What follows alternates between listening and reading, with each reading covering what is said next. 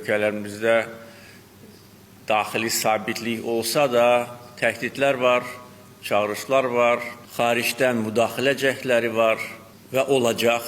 Yəni heç kim bundan sığortalı deyil.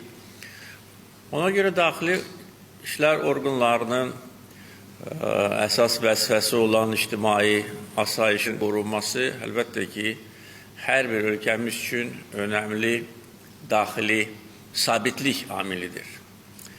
Və təşkilata üzv ölkələrin daxili işlər orqanlarının bir araya gəlməsi, müntəzəm olaraq görüşlərin keçirilməsi, fikir mübadiləsi, təcrübə mübadiləsi, informasiya mübadiləsi aparılması böyük önəm daşıyır.